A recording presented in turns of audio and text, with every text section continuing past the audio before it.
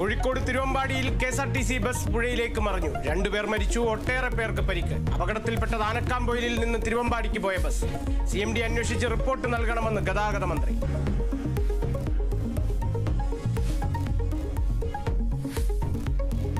ADGP RSS കൂടിക്കാഴ്ചയിൽ നിയമസഭയിൽ അടിയന്തര പ്രമേയ ചർച്ച.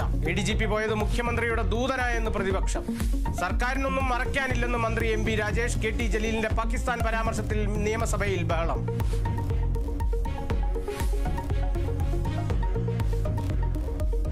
നിയമസഭയിലെ കയ്യാങ്കളിയിൽ 4 പ്രതിപക്ഷ MLA-മാർക്ക് താക്കീത്. അൻവർ സാദത്ത്, IC ബാലകൃഷ്ണൻ, മാത്യു കുഴൽനാടൻ, സജീവ് ജോസഫ് എന്നിവർ.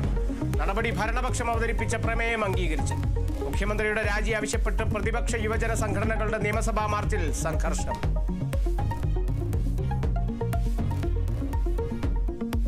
മുഖ്യമന്ത്രിയുടെ മലപ്പുറം പരാമർശത്തിൽ ചീഫ് സെക്രട്ടറിയും DGP-യും രാജ്ഭവനിലേക്ക് പോകില്ല. ഉദ്യോഗസ്ഥരെ വിളിച്ചു വരുന്നത് ശരിയല്ലെന്ന് മുഖ്യമന്ത്രി. ഗവർണറുടെ നടപടി ഭരണഘടനാ വിരുദ്ധമെന്നും സർക്കാർ. ഗവർണർക്ക് കത്ത് നൽകി മുഖ്യമന്ത്രി.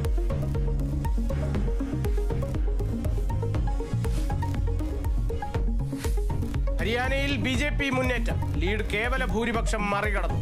അധികാരം തിരിച്ചുപിടിക്കാമെന്ന കോൺഗ്രസ് പ്രതീക്ഷയ്ക്ക് തിരിച്ചടി. BJP-യെ തുണച്ചത് നഗരമേഖലയിലെ വോട്ടുകൾ.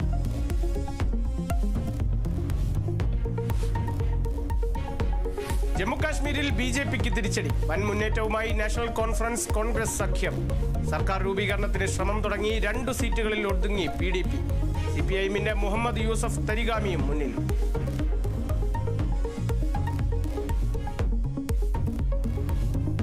മെഷീൻ ലേണിംഗിലെ ഉപയോഗത്തിന് ഭൗതിക ശാസ്ത്ര നോബൽ പുരസ്കാരം 2 ശാസ്ത്രജ്ഞർക്ക്. ജോൺ ഹോപ്ഫീൽഡും ജെഫ്രി ഹിൻഡണും പുരസ്കാരം പങ്കിട്ടു.